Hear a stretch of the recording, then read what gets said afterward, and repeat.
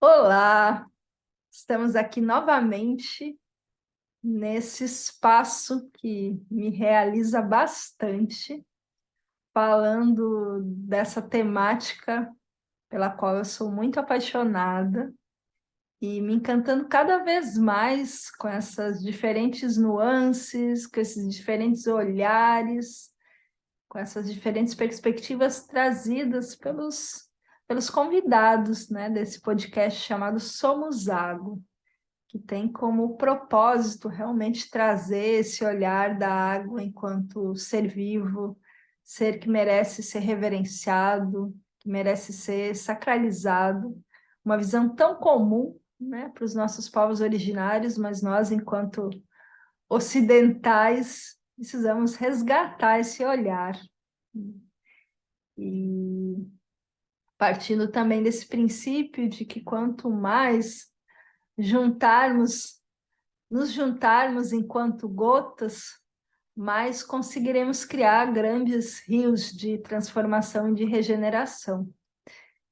Então, hoje eu estou com uma convidada muito querida por mim, uma amiga muito querida, a Mônica Carapeço. Falei certinho o seu sobrenome? Perfeitos. Carapeço. E, bom, vamos falar de uma temática bem especial, e daqui a pouco vocês vão saber. Mas para começar, eu começo com aquela perguntinha subjetiva. Como que está o estado das tuas águas, Mônica? Hum. Olá, Júlia, é um prazer estar aqui com você. Então, as minhas águas, elas estão. Eu estive no final de semana em uma cachoeira, então minhas águas estão muito nutridas, revitalizadas e com essa conexão com a água nessa forma tão especial assim da cachoeira, né? E além da nutrição profunda, traz esse frescor na mente, um sentimento de gratidão. Então, estou ainda muito reverberando isso. Mas na vinda para Brasília, você já vem sentindo assim as águas se recolhendo um pouquinho naquele, ai, cuida de mim, sabe? E aqui está começando a seca. Então, toda a leitura de ambiente já diz que a seca realmente já chegou.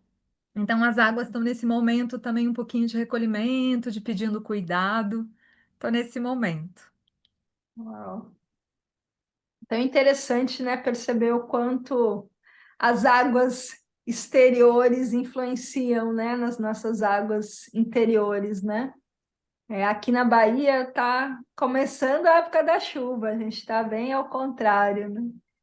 E vindo ontem, né, de Piracanga para a cidade também, com, com nesse momento, assim, né, onde já é um lugar com muitas águas, com rio, com mar, com mangue, com a umidade da Mata Atlântica, né, o que é normal.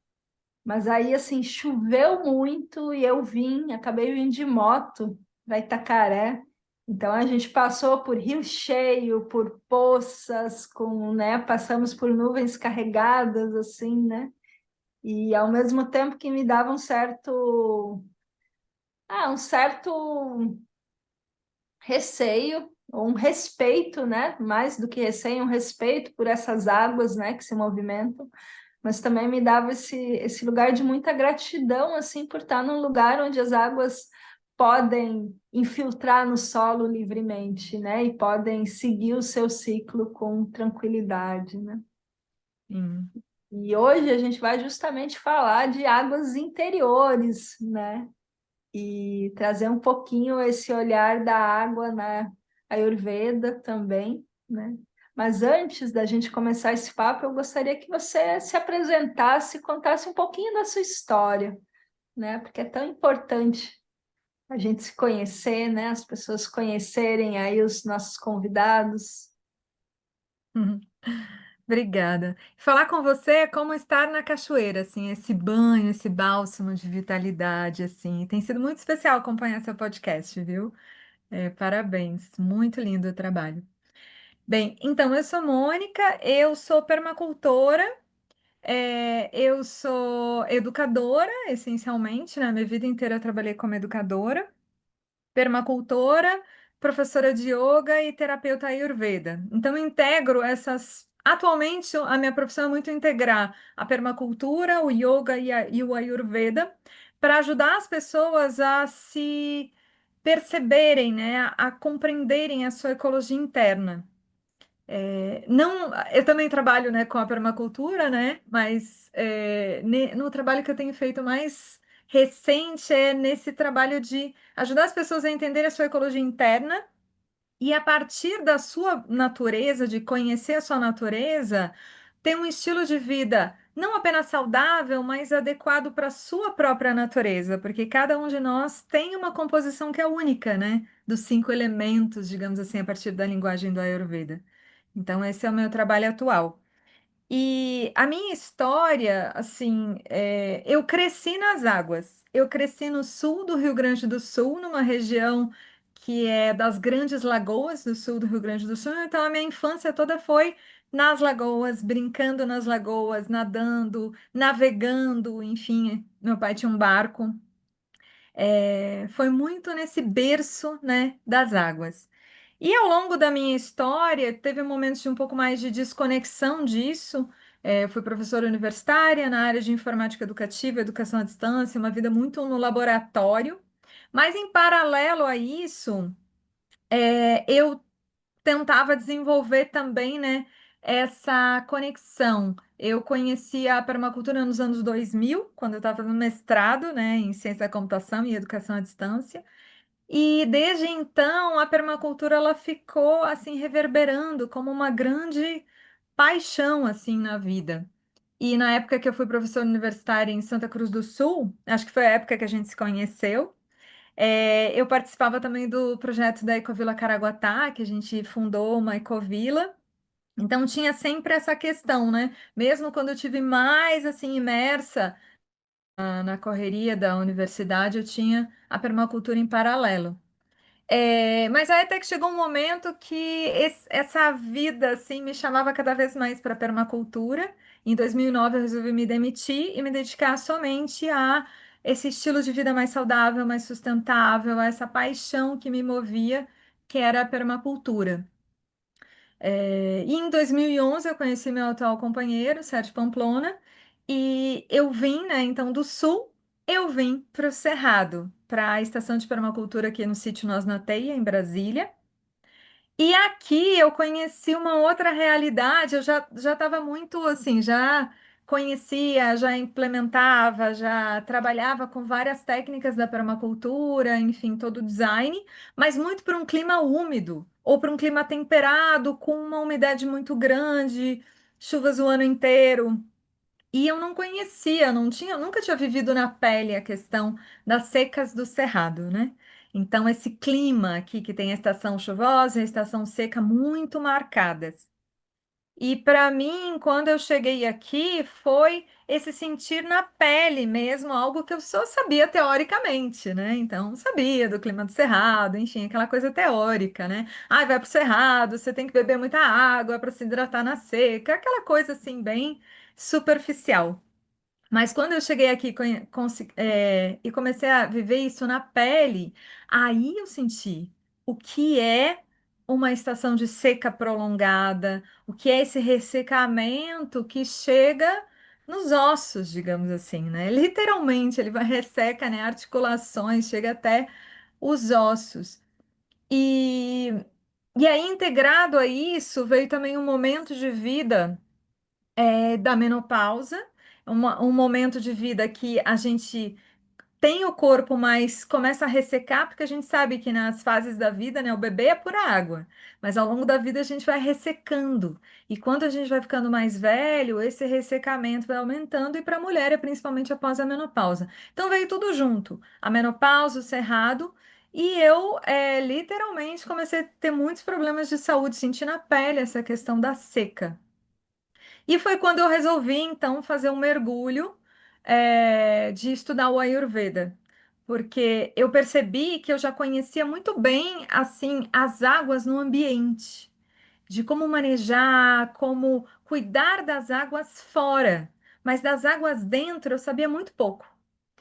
E então foi nesse mergulho no Ayurveda que eu comecei realmente a entender essa linguagem, esses padrões da natureza, esses ciclos, como que esses 5 elementos da natureza, né? O Ayurveda coloca também o espaço, além dos 4 elementos que todos os povos originários, né, conhecem muito bem. Então, como que esses 5 elementos eles se interagem e nos constituem? E aí eu comecei a entender melhor o que estava acontecendo comigo e aos poucos ir fazendo esse mergulho de me reconectar e harmonizar as águas internas, né? Uau! É, à medida que você foi contando a história, eu fui identificando vários momentos que a gente se encontrou, assim, né? A gente deve ter se conhecido em 2005 ou 2006, né? No que na época era o Instituto de Permacultura da Pampa, né? Sim, Quando você estava na Caraguatá. E para mim é muito prazeroso, assim, saber que 20 anos depois, assim, a gente ainda está seguindo caminhos que se encontram, né? Que se potencializam, assim, né? E sim. aí, eu tenho muita curiosidade, assim, né, de mergulhar um pouquinho mais na Ayurveda, assim, e saber, né, como essa ciência milenar se relaciona, né, com a água, mas também com os outros elementos. Mas eu creio que cabe você fazer uma pequena introdução à Ayurveda primeiro, assim, né, tipo, que eu tenho Uhum. que o podcast tem ido para vários lugares, inclusive para escolas, né, e para, né, Sim, para diferentes tipos de pessoas, né? Então, se você puder trazer uma pequena base, assim, contar um pouquinho dessa sim. ciência, assim, para introduzir essa temática. O Ayurveda, ele é um sistema completo de saúde. É considerado como a mãe das medicinas, porque tem pelo menos mais de 5.000 anos. E é um sistema muito completo, holístico, profundo, onde Ayurveda significa literalmente a ciência da vida. Então, é muito mais do que a gente compreende como medicina hoje. Então, é como que a gente entende a vida, os seus fluxos, os seus ciclos, como que a vida se estrutura. Então, como que a gente pode favorecer a natureza para que a gente tenha saúde? Essa é a essência do Ayurveda, a gente conhecer os padrões da natureza dentro de nós. E a linguagem básica do Ayurveda, o beabá, digamos assim, do Ayurveda, são os 5 elementos. Você compreender as qualidades, as características dos 5 elementos, como que eles se manifestam na nossa anatomia e fisiologia. Então, é uma linguagem muito próxima, muito simples. É muito mais fácil a gente compreender, e se apropriar da nossa constituição, da nossa fisiologia, entender o que que o nosso corpo está falando a cada momento, se a gente observa nessa linguagem natural, do que na nossa forma ocidental de que a gente faz uma série de exames, uma série de máquinas, uma série de, enfim, exames que às vezes são invasivos, dolorosos, enfim, e que também são avaliados por profissionais muito especializados e que a gente não tem esse repertório. É uma coisa como que alheia a gente, né? Então a gente não tem essa autonomia. E o Ayurveda ele vem trazer o oposto, ele vem trazer, assim como na permacultura, uma possibilidade de você ser responsável pela sua própria saúde. Você é a pessoa que mais deveria entender do seu corpo, da sua fisiologia, para poder manter o equilíbrio da sua saúde. Então é muito nesse sentido. E o Ayurveda, só que, claro, com os povos originários, eles têm muito essa conexão com os elementos, mas a gente foi perdendo um pouco isso, né? Então, para a gente é muito difícil, no início, entender a linguagem do nosso corpo. A gente precisa realmente se realfabetizar. Eu costumo falar assim, os meus pacientes no início, é difícil até deles perceberem a própria fome. Então, quando você está fazendo um trabalho e pergunta para a professora, tá, como é que é a sua fome em tal horário? A pessoa não sabe dizer, porque a gente se desconectou de toda a linguagem do nosso corpo, de fome, sede, enfim, vários aspectos, né? Então, o Ayurveda ele vem trazer essa linguagem da gente se reconectar com a linguagem do corpo e de forma muito simples, assim. Por exemplo, nesse sentido da água, né? que eu falei que quando eu cheguei aqui, as pessoas dizem: ah, se hidratar aqui é beber água. E quando você vai ver no Ayurveda, não é simplesmente beber água. Uma coisa é beber, outra coisa é você assimilar adequadamente a água. Então, de que forma vem essa água que você está bebendo e de que forma está o seu corpo recebendo essa água? Esses são aspectos essenciais. E aí a gente pode fazer muitas analogias com o ambiente quando a gente estuda, por exemplo, manejo das águas. Se chover em uma terra que está dura, que está seca, que está compactada, o que que acontece? A água ela não penetra, ela escorre e ela vai embora. Ou se chover em uma terra que está muito quente, é como jogar água numa chapa quente, ela rapidamente evapora e ela não consegue também penetrar. Então, tem uma série de técnicas, estratégias que a gente vai vendo em cada caso, com cada pessoa, como é que estão os elementos nela, para que a gente possa ter um aproveitamento dessa água, a hidratação feita de uma forma adequada, que às vezes pode ser numa água morna, numa água solarizada, pode ser numa água com alguma outra substância, como limão, como um pouquinho de algum suco ou uma erva. Pode ser de várias formas. Pode ser pela pele, com os olhos. Então, há muitas e muitas formas, depende de cada pessoa. Quando te ouvindo, me vem muito esse princípio maior da permacultura, né? O observar e interagir, assim, né? Do Sim, tipo, a partir desse resgate, né? Desse olhar sobre o corpo, sobre essa percepção, né? Sobre como esse corpo funciona no ambiente, né? Nesse contexto que a gente vai encontrando de novo esse caminho para a cura, né? Nessa percepção de que nós somos natureza dentro e fora, que não tem o que criar exatamente. fora, assim, né? E como que você foi, assim, eu acho que é impossível falar da água sem falar dos outros elementos também.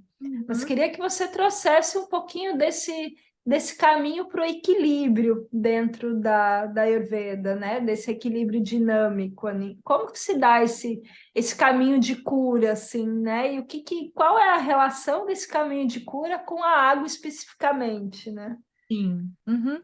Então, em primeiro lugar, é esse processo de autoconhecimento, de você entender como que os elementos da natureza estão na sua composição. E aí eu vou falar um pouquinho de mim para dar o exemplo, né? E poder ilustrar um pouquinho.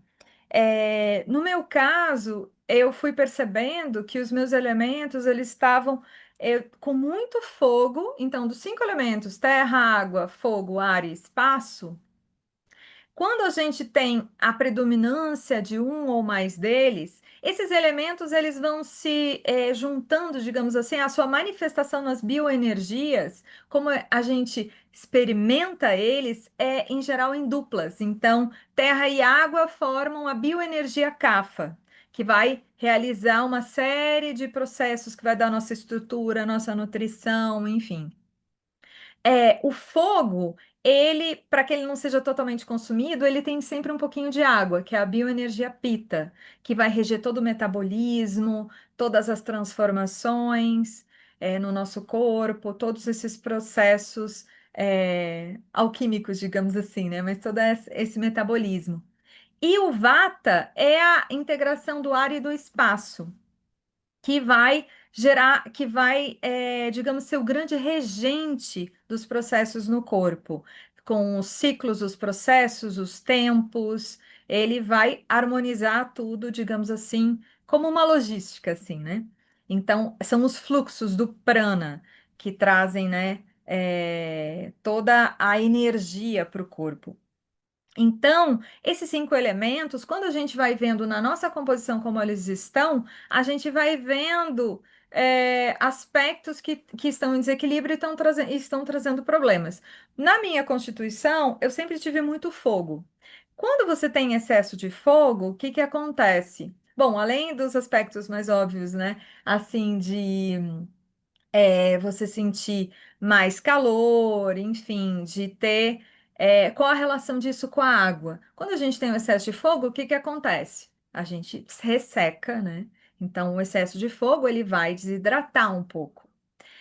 E uma outra coisa que eu também sempre com a vida, com muitos projetos, muita aceleração, muita coisa também, sempre fui professora, então muito exercício cognitivo, computador, enfim. Isso traz muito vento, muito etéreo também do pensamento, do intelecto, que junta com o Pita também, que é muito fogo, a perspicácia do elemento fogo. Então, o vento, ele também resseca. Muito vento seca a água, né? Pensa na roupa no varal. Se você botar fogo, sol e vento, seca rapidinho.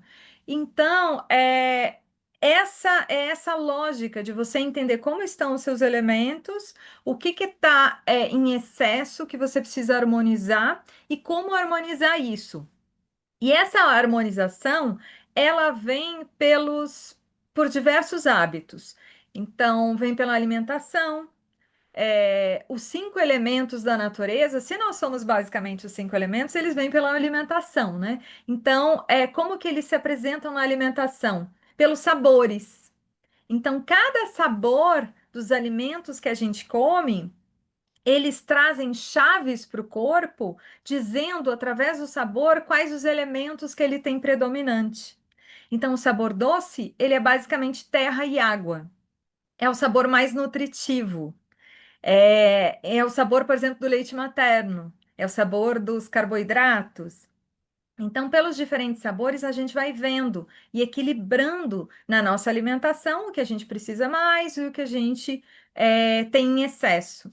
E assim a gente vai. E a gente pode perceber também os sabores na mente, porque todos os nossos hábitos eles vão influenciar nesse equilíbrio interno com o externo. É sempre essa dança do interno com o externo e vice-versa, né?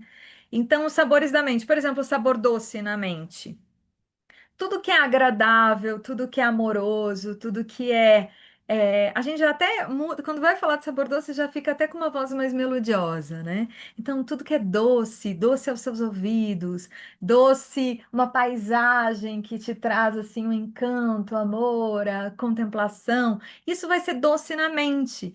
Então, e vai trazer terra e água. Então, nos vários aspectos da vida, a gente pode rastrear fazer essa leitura de padrões, né? Rastreando em tudo na vida aonde estão esses elementos e de que forma.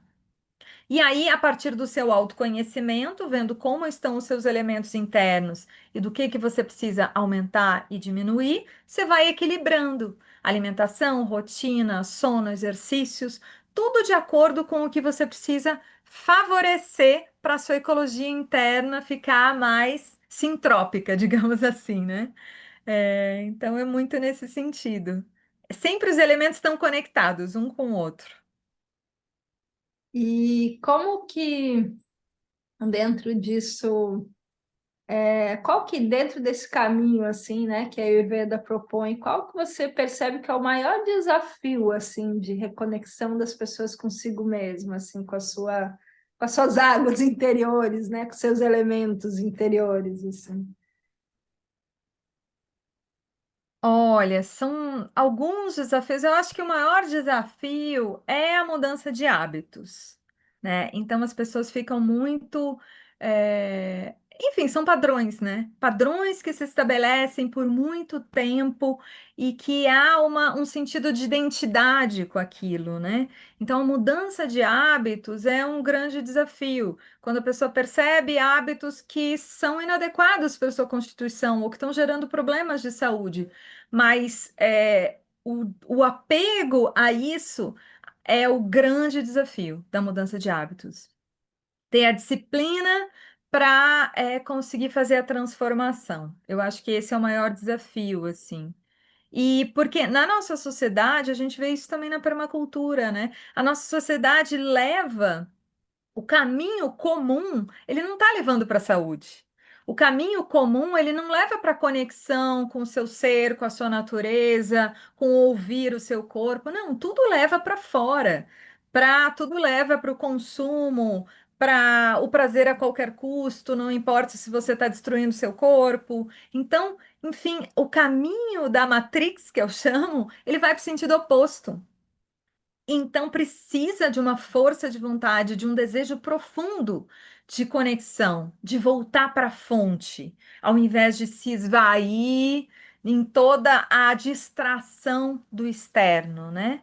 Quase É, remar contra a maré, né? é remar contra a maré. É. Chega um momento que a maré, ela já fica, digamos assim, quando você começa uma mudança de hábitos, é difícil. Eu brinco, né? Quando a gente era criança, escovar o dente era uma coisa chata, né? Então vinha, né, a mãe lá, ou o pai, né? Escova o dente, menina. Aí você vai lá e escova o dente. Ah, eu vou parar de brincar, vou lá escovar o dente, tá? Com o tempo, e você começa a sentir os benefícios daquilo, hoje, com isso muito enraizado na gente, a gente não consegue ficar sem escovar dente. Você vai se sentir mal se você não escovar dente. Então, com o tempo, quando a gente vai mudando de hábitos, na permacultura. Quando a gente vai visitar alguém que não é permacultor e você vê aquele lixo todo misturado, que vai para o lixão, enfim, eu sofro com aquilo. Ou quando eu vou usar um banheiro que não é um sanitário compostável, que você sabe que aquilo vai ir, de repente, para um curso d'água, vai estar poluindo, é um grande problema, sabe? Aquilo me causa sofrimento. Para mim, não é mais um esforço ir contra. Não é Ao nem mais uma contrário. escolha, né? Não é mais nem, já tá tão integrado que eu não, assim, é difícil para mim ir contra isso. Então, quando a gente vai adotando um estilo de vida mais saudável, adequado com a nossa natureza, quando a gente sai da linha, digamos assim, o corpo já fala na hora.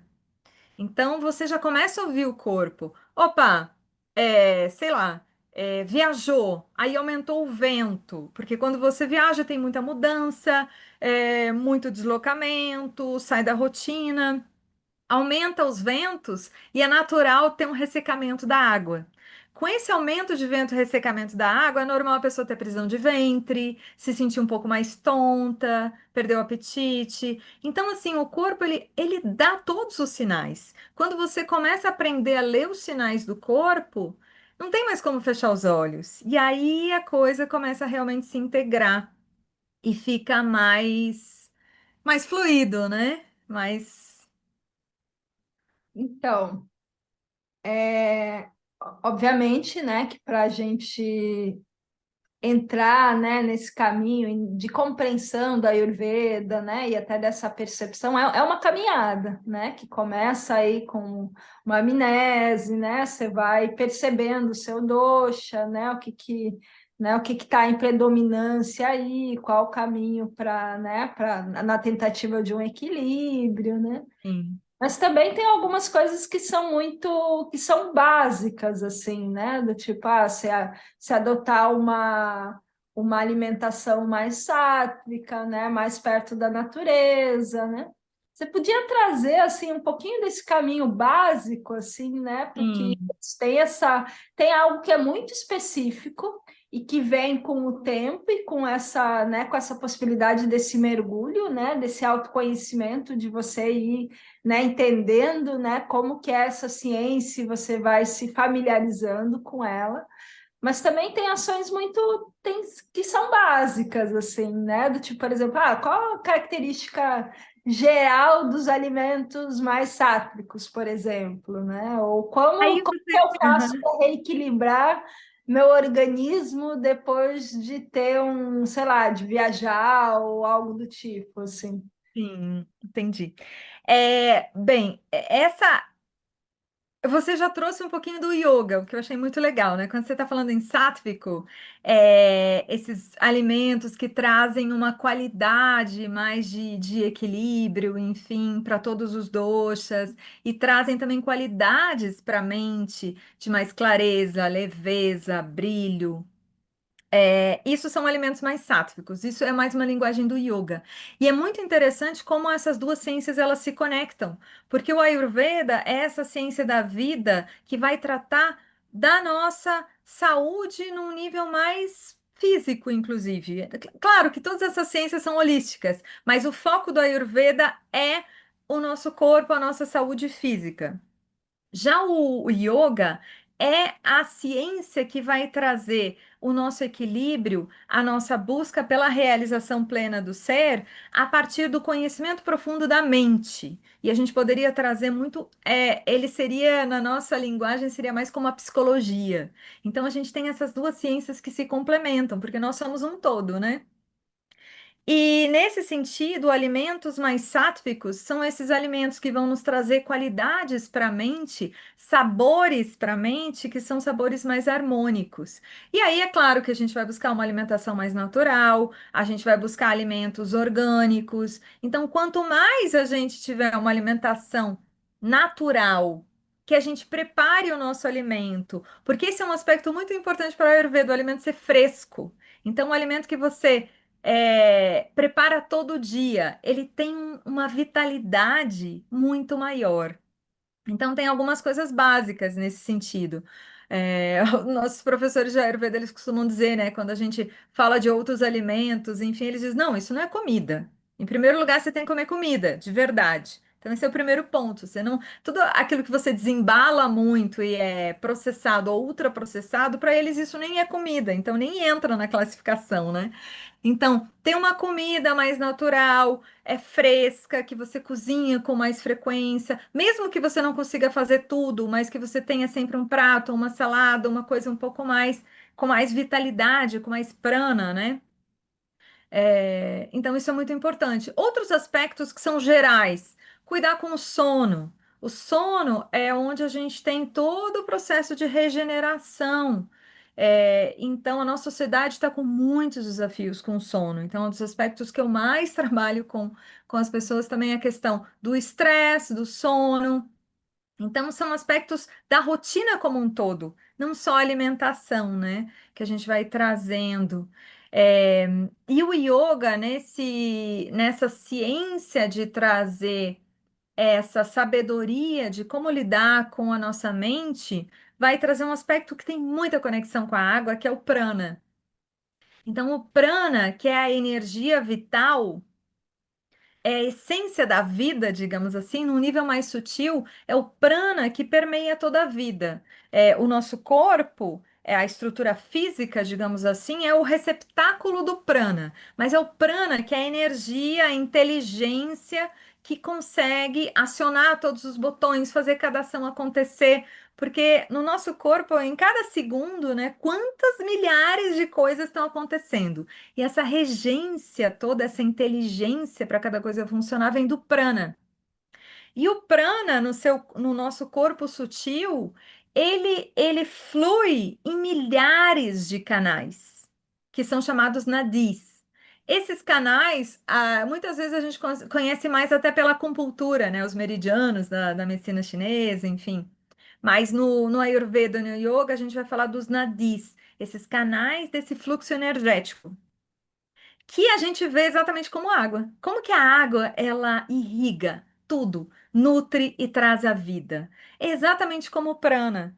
Então, o prana é no nível sutil o que a água faz no nível um pouco mais denso, né? Então, eu vejo a água quase como um prana destilado, sabe? Que é essa inteligência da vida, esse milagre, né? Então, para mim, essa foi muito a conexão que o Ayurveda me trouxe, essa percepção da ecologia interna, e o yoga me trouxe essa conexão da água como essa grande inteligência do todo, esse amor que permeia todas as nossas células.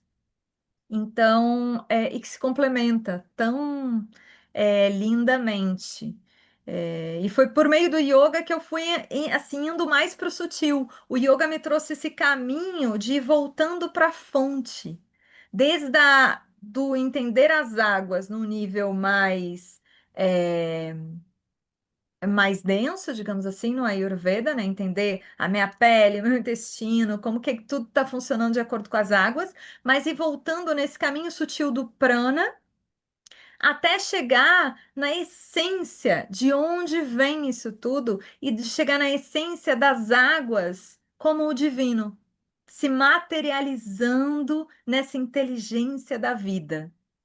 E foi aí que eu cheguei assim, na conexão com Gangá, né? Com Ganga, com o rio Ganges, e que para mim foi um divisor de águas, né? Essa conexão, eu senti essa vida brotando, que claro, né?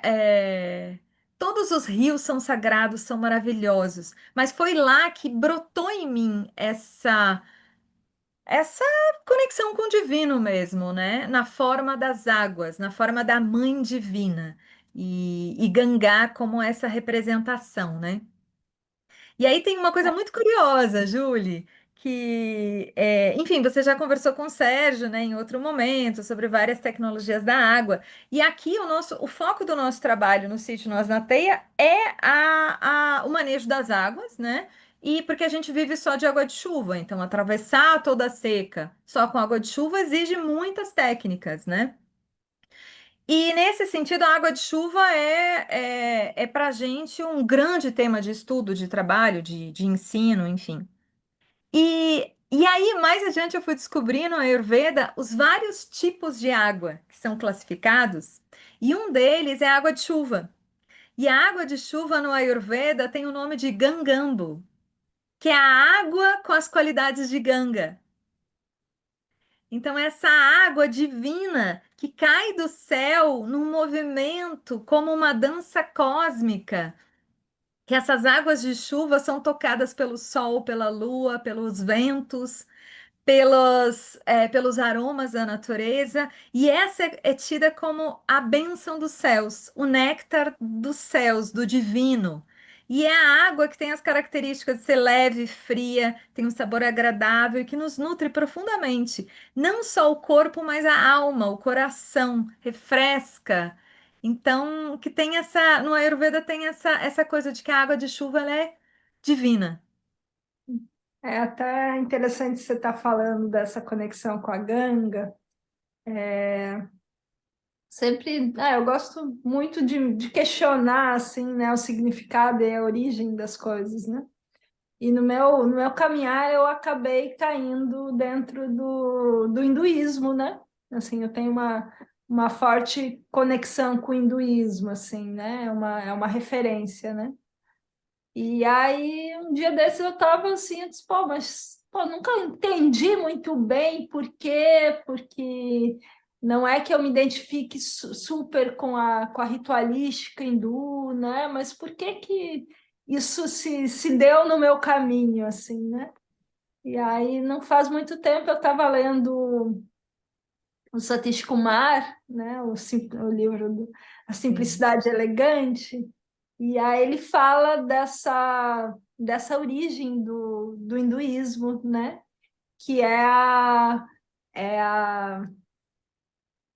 poxa, me fugiu a primeira palavra, mas é realmente esse culto ao rio, né? A Ganga, né? Uhum. Essa conexão profunda com essa divindade feminina que é Gangamá, que é a grande mãe divina, assim. Sim. Então, quando eu li isso, eu disse, claro, é isso, né? É o caminho das águas, não tinha como ser diferente, assim, né?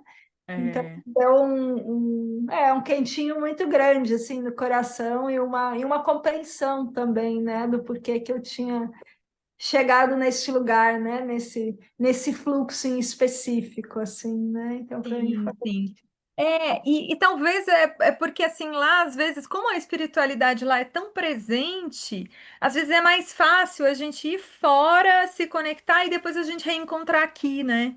Porque eu vejo, para mim, hoje, Gangá aparece nas várias formas das deidades da água, em todos os rios sagrados, para mim, agora eu vejo Gangá. O meu altar, né? Enfim, são as águas, e eu estou trazendo as águas das cachoeiras, enfim. É, mas para mim, por exemplo, eu vejo hoje Nossa Senhora dos Navegantes e eu vejo, por exemplo, o Pai, o Filho e o Espírito Santo. Para mim, as águas são o Espírito Santo, entende? Porque tem o todo, né?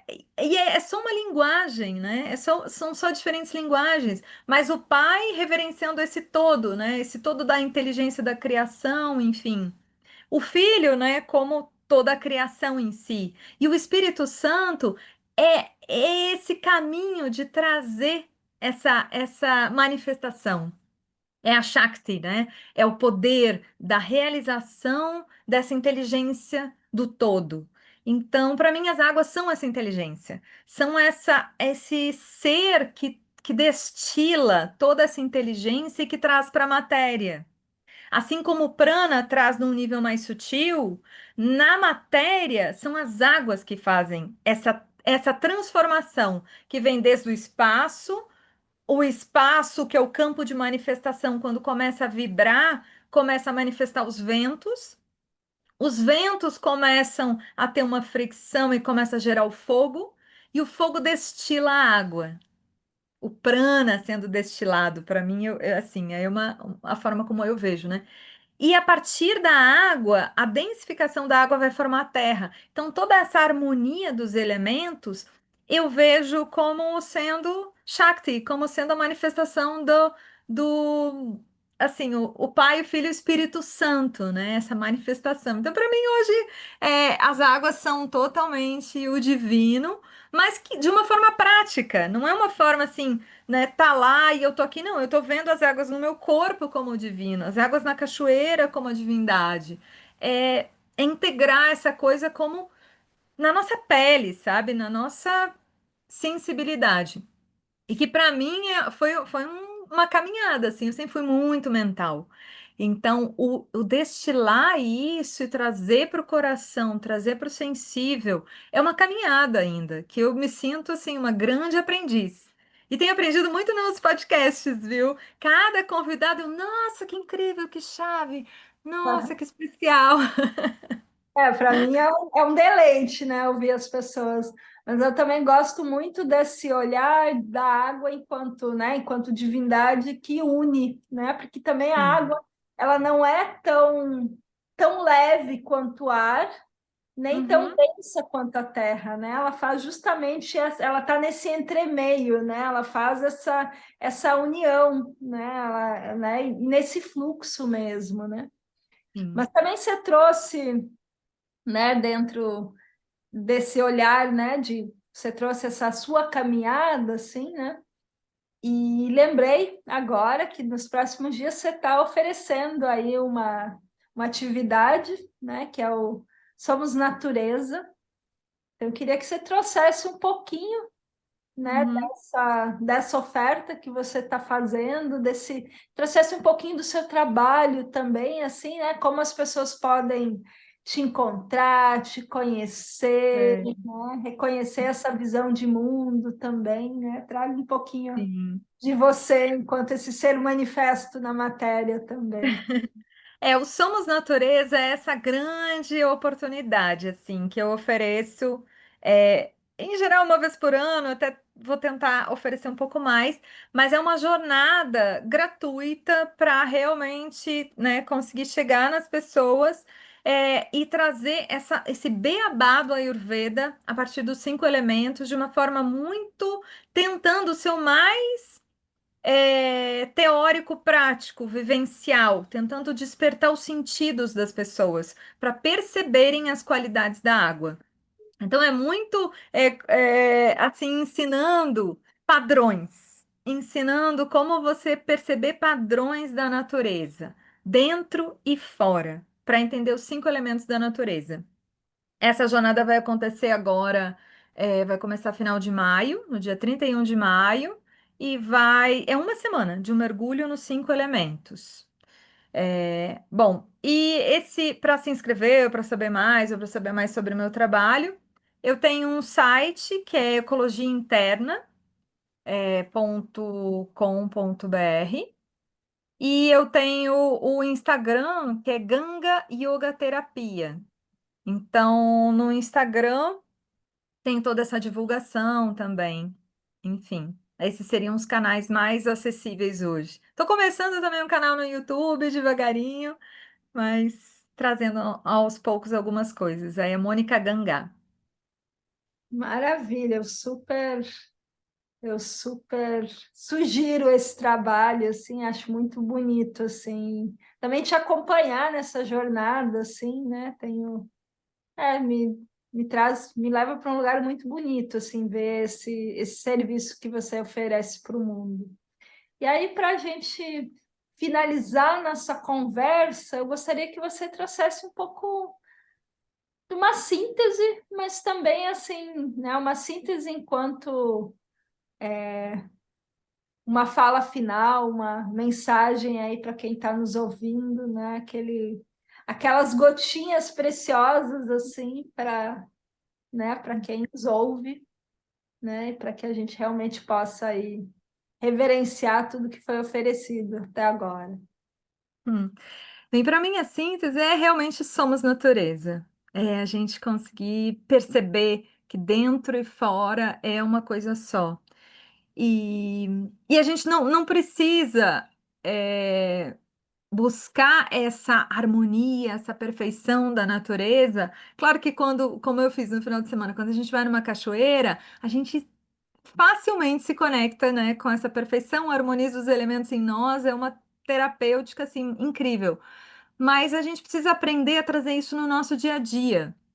Então, é a partir dessa percepção dos elementos em nós, que para mim é a linguagem básica, e por isso que é o que eu ofereço, né, como básico para todo mundo, é a gente buscar essa conexão antes da gente precisar, no sentido de a gente não precisa ficar doente, como foi o meu caso, para então fazer esse mergulho de reconexão, de buscar a nossa real natureza, né? Que a gente possa fazer isso fluindo, né? Que a gente possa fazer isso de uma forma mais harmoniosa, né?